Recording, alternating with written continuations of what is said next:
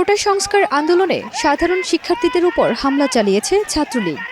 শিক্ষার্থী ও ছাত্রলীগ নেতাকর্মীদের মধ্যে দফায় দফায় সংঘর্ষের ফলে শতাধিক শিক্ষার্থী আহত হয়েছেন। এই ঘটনায় তাদের পক্ষ নিয়ে অনেক তারকাদের তাদের নিজ নিজ জায়গা থেকে ফেসবুকে স্ট্যাটাস দিতে দেখা গেছে।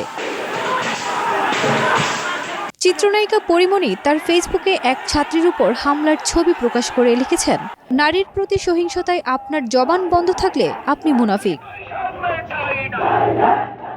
ফেসবুকে সালমান মুক্তাদি লিখেছেন, এমন কোনো ছাত্র আছেন যিনি হামলার শিকার হয়েছেন বা হলে ঢুকতে পারছেন না?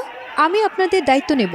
যদিও লাখ লাখ মেসেজ বা পোস্টের মাঝে আপনাদের ফিল্টার করা আমার পক্ষে অসম্ভব, তাই যদি আপনাদের কোনো বন্ধু থাকে আমার বন্ধুর তালিকায় তাদের মাধ্যমে আমার সাথে যোগাযোগ করেন। সালমান মুক্তাদির আরও লিখেছেন, এই মুহূর্তে আমি সর্বোচ্চ এটাই করতে পারি। যদি আপনাদের কোনো থাকার জায়গা প্রয়োজন হয় বা চিকিৎসা সেবার প্রয়োজন হয়, আমি আছি।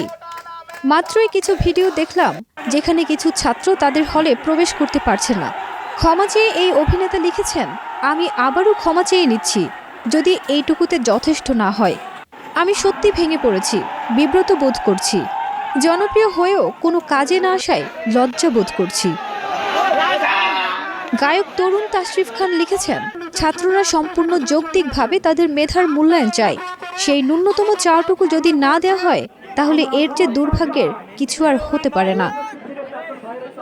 10 মিনিট স্কুলের সিইও আইমান সাদিক তার ফেসবুকে লিখেছেন, রক্তাক্ত ঢাকা বিশ্ববিদ্যালয়, আমার ক্যাম্পাসে রক্ত কেন? প্রতিবাদ চাই।